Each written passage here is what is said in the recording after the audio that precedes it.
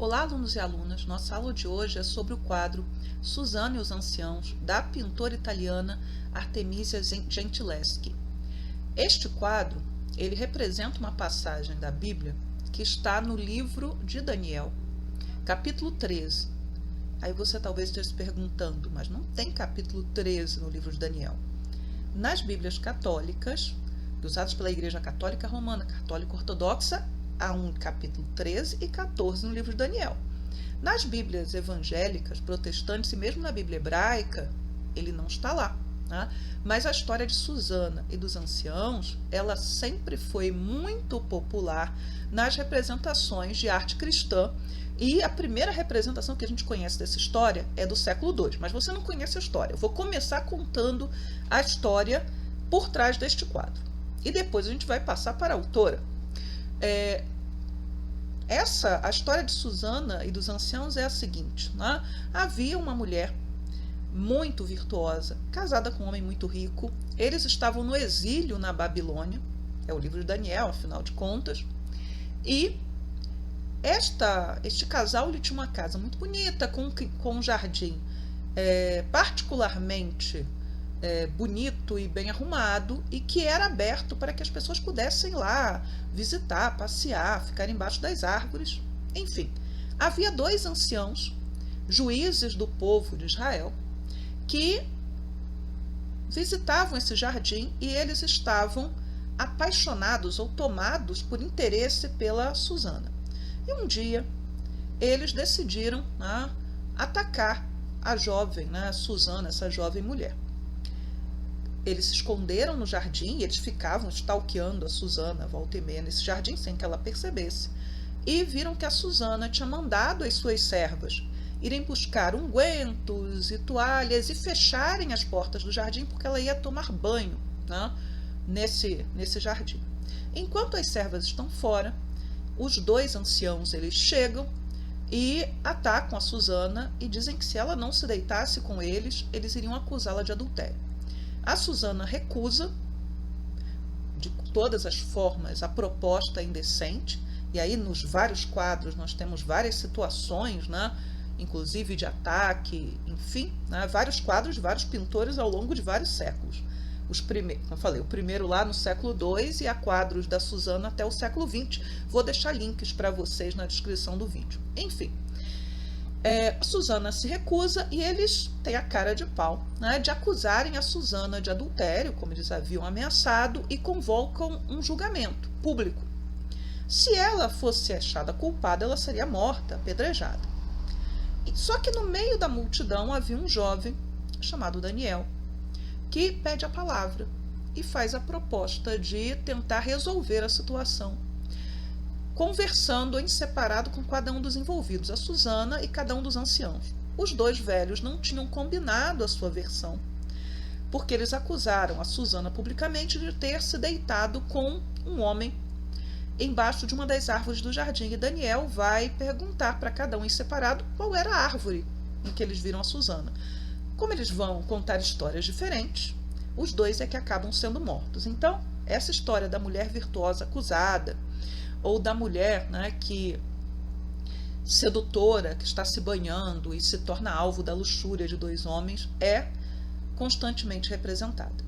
Mas este quadro específico, esta representação específica, que é uma pintura da Artemisia Gentileschi, mostra uma Suzana recusando ali os dois velhos, o assédio, numa posição, o rosto expressando nojo e enfim, é uma situação de assédio. A Artemisia Gentileschi, ela tinha 17 anos quando ela pintou esse quadro, em 1610. Então, ela era uma adolescente e durante muito tempo este quadro ele ficou associado à figura do pai dela.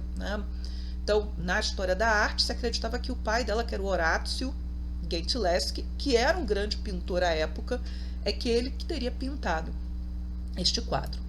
Mas, enfim, o quadro está ligado a uma série de representações de pinturas que a Artemisia vai fazer, retratando o quadro da Suzana. Ela pinta esse mesmo quadro com variações diversas, pelo menos 7 vezes, isso do que sobrou da obra dela que a gente tem.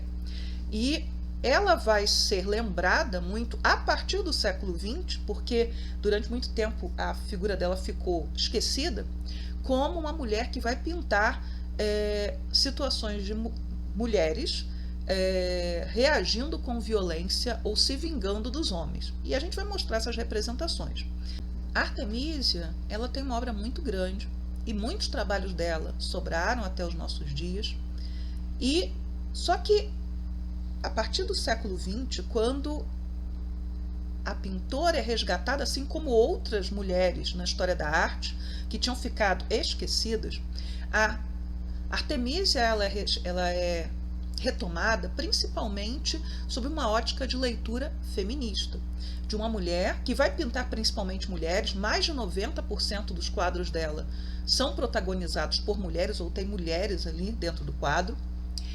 Uma mulher que pintava mulheres que reagiam com violência à violência dos homens, mulheres que resistiam ou que eram violentas em relação a homens. Então, são quadros em que ela vai pintar esses temas repetidamente. Vou mostrar imagens para vocês. Mas como é que se analisa, né? Por que ela volta a essas imagens, né, de violência contra os homens recorrentemente? Bem, Artemísia, ela era filha de um pintor famoso, como eu falei, o tal do Horácio Gentileschi, moravam em Roma. Ela era a única filha desse pintor, ele tinha filhos homens, mas ela é que mostra talento para a pintura. E o que não era incomum na Itália da época, em outras regiões da Europa, ela vai receber uma educação, né, artística por parte do pai. Ela estava ali no entorno, ela ficou órfã de mãe, e o pai vai lhe dar a educação, vendo que ela tinha competência, inclusive, para a arte. Quando ela está já adolescente, ele contrata um professor para ela, para que ela pudesse ampliar, né, os seus conhecimentos de pintura, chamado Agostino Tassi. Este Agostino Tassi é um sujeito, né, que em maio de 1611, esse quadro é de 1610, é a datação que a gente tem, ele vai violentar a Artemísia. Ele vai contar com a conivência da inquilina que morava no mesmo prédio, né, que pagava aluguel para os Gentileschi. Ele vai contar com um cúmplice que vai ficar observando para ver se alguém estava chegando, e ela sofre a violência, mas ao mesmo tempo ele promete que vai casar com ela. Então, esta violência vai ficar escondida por algum tempo, e o pai, mesmo o pai da Artemísia, ele vai tomar conhecimento, mas ele vai confiar que o Tassi vai casar, né, com a filha dele. Só que em 1612, ele descobre que o tal do Agostino Tassi, ele tinha uma esposa, né? Então ele era um homem casado, ele não poderia casar com ninguém.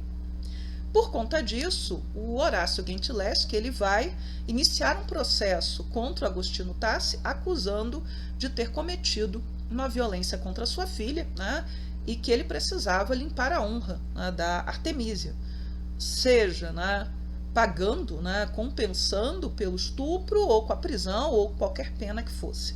E o Horácio Gentileschi vai chegar, inclusive, a escrever para o Papa Paulo V reclamando e pedindo justiça. Então a coisa vai escalar. Este processo é muito bem documentado, tá? E ele vai começar em março de 1612 e vai durar 7 meses. A Artemísia, ela vai ser examinada mais de uma vez, né, para ver se ela era uma donzela, se ela não era uma donzela. O Agostino Tassi vai trazer testemunhas falsas, vai difamar a Artemísia. A família dela vai ser, né, também interrogada, e repetidamente, de uma forma violenta, inclusive, né, a situação da tortura presente aí. Mas no final das contas, a Artemísia, ela acaba sendo absolvida, porque fica comprovado diante da justiça que Agostino Tassi, ele efetivamente tinha cometido uma violência e tinha enganado a moça e não casou com ela, etc. Tassi, ele vai ser condenado a 5 anos de trabalhos forçados ou exílio. Ele podia escolher a sua pena. No fim das contas, ele escolhe o exílio. Então ele sai da cidade de Roma. Só que a honra da Artemísia ficou manchada, e o pai dela lhe arranja um marido. Né? Então, ela vai se casar ainda, né? Pouco depois, né? Chega nem a passar um ano do julgamento, poucos meses depois ela se casa. Então, para muitas pessoas que analisam a obra da Artemísia, ela, na verdade, vai colocar este ódio em relação a toda a situação que ela passou dentro da sua obra, dentro dos seus quadros. Aqui a gente tem, né, um autorretrato da Artemísia, né, ela pintando o retrato de um homem que seria o Simon Vouet. Né? O Simon Vouet vai ser um pintor francês que vai ser, né, amigo próximo da Artemísia, não nesse momento que a gente está, mas depois, quando ela retorna à cidade de Roma. Durante algum tempo, este quadro foi atribuído ao próprio Simon Vouet, e só recentemente é que se vai identificar aí este quadro como um autorretrato da Artemísia, que pintou vários autorretratos dela. Depois do casamento, Artemísia ela se muda com o marido para a cidade de Florença, e ela vai ter uma carreira muito sólida em Florença. Ela vai conseguir o patrocínio da família Médici, uma família muito poderosa, tá? Então talvez vocês lembrem lá, né, da Catarina de Médici, Maria de Médici, que foram rainhas da França. Então ela vai ficar sob a proteção do Cosimo II, que era, né, o governante de Florença. Em Florença, ela vai ser a primeira mulher a ser admitida na Academia de Arte de Florença. Então, a primeira, e vai demorar muito para que outra mulher possa ser admitida a essa academia. Em Florença, ela vai pintar retratos, ela vai pintar arte sacra, aquilo que os pintores barrocos pintavam, tá? Artemísia ela não foi especializada em pintar aqueles quadros que eu falei e que vão aparecer daqui a pouco de violência contra os homens, nada disso, tá? Ela pinta de tudo, ela é uma pintora barroca, tá? Então ela vai pintar temas da mitologia grega, aqui a deusa Aurora. Ela vai pintar retratos. Então, retrato de uma freira, não tem nome essa pessoa. Aqui também um outro retrato, né, um retrato de uma mulher vestida, né, com uma roupa dourada. Em Florença, ela vai ficar de 1614 até 1620. Apesar dela ter muitos patronos, né, ser protegida, né, pelo próprio governante da cidade, ela tem um problema. O marido dela bebe demais, joga demais, e apesar dele também ser um pintor, ele não tem o sucesso que ela teve. E ele gasta boa parte do dinheiro da Artemísia. Em 2011, se descobriram, né, nos arquivos, não sei, de Florença ou de Nápoles, cartas da Artemísia em que ela fala, né, em que se descobre que ela teve um amante nesse período, e que este amante, o marido sabia do tal do amante, mas como esse amante era um homem nobre, que estava ajudando a bancar as despesas da família, eles tinham tido 4 crianças, só uma dessas crianças vai chegar à idade adulta, ele não se importava, né, que ela tivesse um amante. Mas a coisa vaza, o próprio marido fala demais, e a imagem da Artemísia começa a ficar manchada, e antes que ela perdesse o patrocínio, né, desses nobres que pagavam pelo seu serviço, ela acaba voltando para a cidade de Roma. Mas ela volta sem o marido, ela vai somente com a filha, que tinha sobrevivido, que é a Prudência. Essa filha vai acompanhá-la para o resto da vida, né, ou pelo menos até que a moça se case. Ela fica um tempo em Roma com o pai, e depois ela vai para Nápoles. E é em Nápoles que ela vai desenvolver boa parte da sua carreira, tá? Em Nápoles, o cartão de apresentação dela como artista é este quadro da Anunciação. Então, o anjo Gabriel conversando com a Virgem Maria. Este quadro, ele está num estado de conservação bem ruim, né?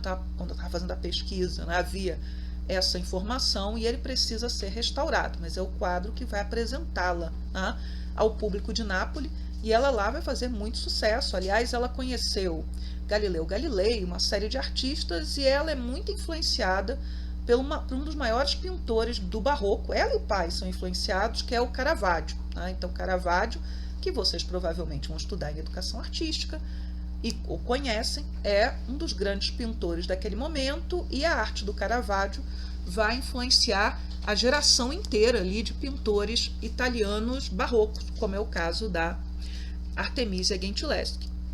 Então este quadro é um quadro muito importante. Aí vocês veem, ela pintou muitas coisas. Se vocês forem procurar, vocês não vão achar pouca coisa dela, e podem imaginar que muita coisa se perdeu, tá? Aqui um outro quadro de temática religiosa, que é uma constante dentro do barroco, que é a Madonna com o Rosário e o Menino, e é um quadro de cores muito fortes. Este provavelmente está em excelente estado, né, de preservação, não é um quadro que esteja desgastado. E aqui um quadro que é do momento lá da época, porque ele pode ter sido pintado entre 1612 e 1615, da época do julgamento, depois do julgamento, que é um desses primeiros quadros mostrando violência e vingança contra homens. Então é Salomé com a cabeça de João Batista. Salomé, a cabeça de João Batista, foi a Artemísia que inventou esse tema? Não. Se vocês procurarem, vocês vão achar vários quadros de vários pintores pintando o mesmo tema, tá? A questão, no caso da Artemísia, é como ela coloca as mulheres como protagonistas e também o nível de violência que ela coloca dentro dos seus quadros. A Artemísia, enquanto ela estava em Roma, ela foi a Gênova, com certeza. Depois, quando ela vai morar em Nápoles, ela termina também indo e passando um pequeno período na Inglaterra, porque o pai dela ele vai ser contratado pelo rei Carlos I da Inglaterra e vai ser um dos pintores da corte deste rei. Então Artemísia vai com a filha até a Inglaterra. A filha da Artemísia tentou ser artista, mas ela acaba não seguindo a carreira da mãe e ela se casa com um diplomata inglês. Então a Artemísia ela tem que pintar bastante, ela vai voltar à parceria com o pai, porque ela precisa levantar o dote para que essa filha possa se casar com a dignidade necessária. A Artemísia ela vai ficar na Inglaterra até o início da Revolução Puritana. Quando começa a Guerra Civil entre o rei e o parlamento, ela está voltando para a Itália, porque a situação do rei, vocês sabem, vocês devem lembrar, espero que lembrem, né? Vai se tornar muito precária. Então ela volta para a Itália e volta para Nápoles, tá? Então aqui a cabeça de João Batista, e aqui o quadro talvez, né, que é mais lembrado dela, o mais violento, que é Judite decapitando o general Holofernes, o general assírio. De novo, é um tema muito repetido na história da arte, é um tema bíblico, é uma mulher que é considerada heroína do povo judeu, mas é um trecho da Bíblia que não existe na Bíblia hebraica, não existe nas Bíblias evangélicas nem protestantes, mas está na Bíblia católica, porque estava na Bíblia grega, tá? Que é quando Israel, o reino do norte, está sendo assediado pelos assírios, e uma viúva judia, chamada Judite, ela decide se oferecer para passar a noite com o general. E ela embebeda esse general e nada acontece a não ser o sujeito perder a cabeça e ela voltar com a cabeça dele como troféu, e aí os assírios ficarem assustadíssimos e fugirem. Essa história é um conto, né? Uma fábula. Ela não tem embasamento histórico, né? Essas pessoas efetivamente não existiram. Aparentemente não há fonte histórica que confirme a existência delas. Agora eu vou sair, desaparecer um pouquinho, porque eu vou mostrar dois quadros que vão ocupar a tela inteira, então eu não posso aparecer. Só um minutinho. Até para que vocês possam ver que há outras representações da mesma cena, e eu vou botar nos links, né, do vídeo, links para que vocês vejam a representação de Suzana e os Anciãos de vários pintores. Esta daqui é o quadro da mesma cena, né, do Caravaggio, tá? Eu olho esse sangue saindo do pescoço e parece que são fitinhas. Vocês podem comparar o nível de violência, o grau de violência do quadro da Artemisia Gentileschi e do quadro do Caravaggio, tá? Mas é um tema repetido. Outro quadro da Artemisia que retrata, né, esta vingança contra os homens, né, e que se junta aí ao Judite decapitando Holofernes, é Jael e Cícera. É uma passagem que está no livro de Juízes. Cícera era um general cananeu que, derrotado, né, pelos hebreus, ele foge e se esconde na tenda desta mulher que não era hebreia, não estou lembrada qual era o povo que ela pertencia. Ela lhe dá leite, ela o acolhe ali. Quando ele dorme, ela pega o prego que prendia, um dos pregos que prendiam a tenda, e o mata. né? Então, outro quadro da Artemísia que está tratando deste tema da vingança, da violência e mostrando uma mulher bíblica em posição de heroísmo. Esta passagem está em todas as Bíblias, tá? Voltei. Aqui é uma pintura alegórica do mesmo Simon Vouet, né, que era próximo da Artemisia Gentileschi, mostrando a Artemisia e a Virginia Vezzi, né, duas pintoras, a Vezzi é a esposa do Vouet, né, trabalhando. Havia várias mulheres pintoras neste momento, e a maioria delas não figura nos livros de história da arte. Elas foram esquecidas. É como se não houvesse mulheres pintoras, não houvesse mulheres escultoras, não houvesse mulheres artistas. É claro que havia muitos obstáculos para que essas mulheres pudessem desempenhar a sua arte. A própria Artemísia, ela tem uma carta em que ela fala, né, que como ela é mulher, para que deem valor à sua arte, é preciso ver a sua arte. E ela fala, se eu fosse um homem, eu não precisaria me esforçar tanto para provar, né, as minhas capacidades. É algo mais ou menos assim. Temos uma série de pintoras contemporâneas a Artemisia Gentileschi, não só a Virginia Vezzi, né, atuando dentro da Europa. Eu só vou falar aqui das italianas, que estão na mesma época que ela está. A Sofonisba Anguissola, que é mais velha, que a Artemisia é bem mais velha, ela é considerada a primeira pintora profissional mulher da Europa. Ela foi contratada pelo rei Filipe II, ela foi levada para a corte desse rei e ela era uma retratista. A maioria das mulheres pintoras do século XVI, XVII, XVIII, elas eram pintoras de retratos ou de miniaturas. Porque o retrato você faz no ambiente privado, então um espaço que é um espaço aceitável para uma mulher. E as mulheres, elas muitas vezes tinham a sua educação artística obstruída, não somente por não poderem frequentar regularmente as escolas, mas porque não era considerado como adequado que elas tivessem algumas aulas, como as aulas de modelo vivo, de modelo nu. Tá? Então, como é que você vai desenvolver de forma adequada o seu conhecimento de anatomia se você não pode ter acesso ao corpo humano? Mesmo quando essas mulheres começam a ir para as academias de pintura regularmente no final do século XIX, essas aulas elas ainda são interditadas, vai demorar um pouco para que elas possam ter acesso a todos os cursos possíveis. Havia também temas, como os temas históricos, os grandes épicos, que também eram considerados temas que não eram femininos. Então, as pinturas feitas por mulheres acabam sendo retratos, temas religiosos, que eram pintados com regularidade, né, por homens e mulheres, mas alguns temas eles não eram temas em que você vai ter essas mulheres pintoras participando com mais intensidade. Mas eu estou falando só do século XVI e XVII, que é o período aqui da Artemísia. Então, a Sofonisba Anguissola, pintora muito bem sucedida. Nós temos a Lavínia Fontana, que é outra pintora muito bem sucedida. A Lucrina Fetti e, bem contemporânea da Artemísia, a Elisabetta Cirani. A Elisabetta Cirani, ela viu muito pouco, então ela morreu com 27 anos, então ela acaba produzindo muito menos que as outras, né, que eu acabei de citar. Então, todas elas artistas que ou eram do barroco ou eram do maneirismo, que é entre o estilo renascentista e o estilo barroco, e praticamente a gente não fala do maneirismo, mas havia várias pintoras, mulheres maneiristas. Tá? Aqui é um retrato, não é um autorretrato da Artemísia, que foi feito pelo Simon Vouet. Tá? Então, é um retrato, acho que é o único retrato dela que não foi feito por ela mesma. E aqui o retrato mais famoso dela, que é uma alegoria da pintura, e ela mesma fazendo a sua arte. Então, esse retrato é o mais famoso.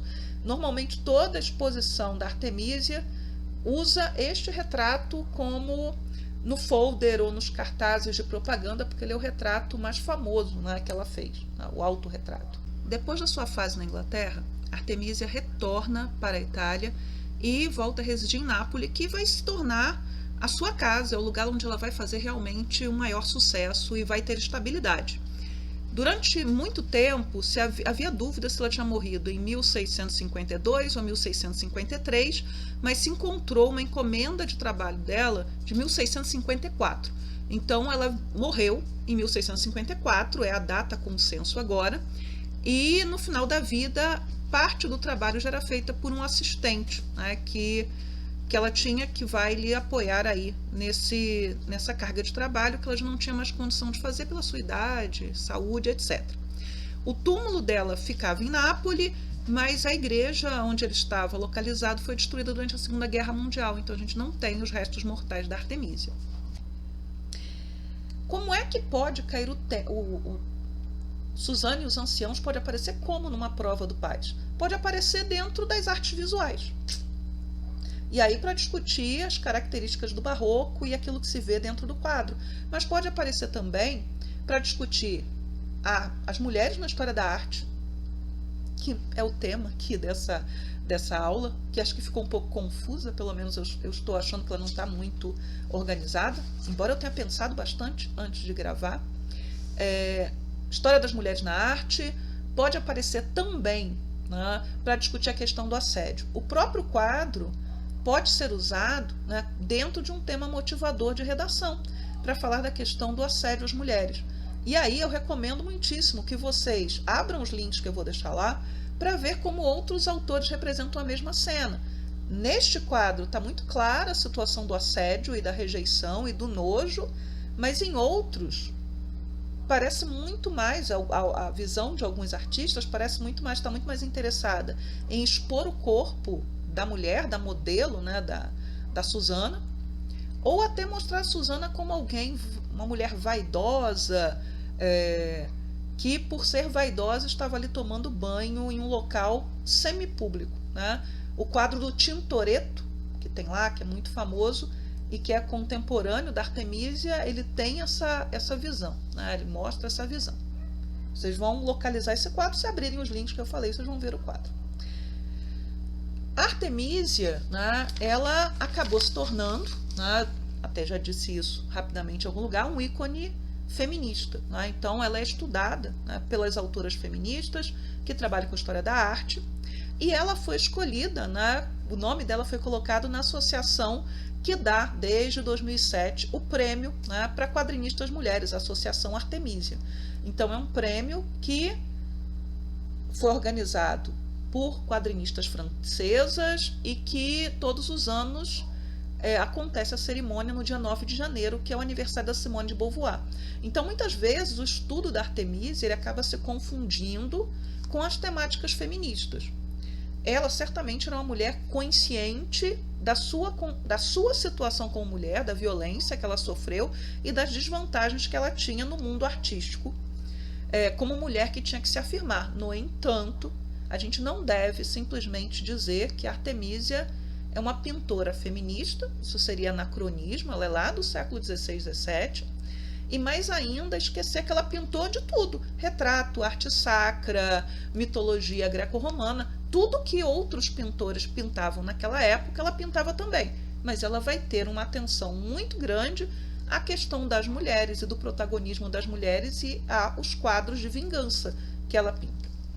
E, finalizando, uma sugestão de filme que trata dessa temática das mulheres na história da arte, que é o Retrato de uma Jovem em Chamas. Eu acredito que a classificação indicativa deste filme seja 14 ou 16 anos. Então, vocês que não têm idade, chequem antes, né? Vejam o resumo do filme, o trailer, o resumo, e se acharem por bem, se acharem adequado, assistam, porque ele faz várias discussões interessantes e mostra lá o trabalho de uma mulher pintora no século XVIII. Então é isso, esta é a nossa aula de hoje e até a próxima aula. Tchau para vocês!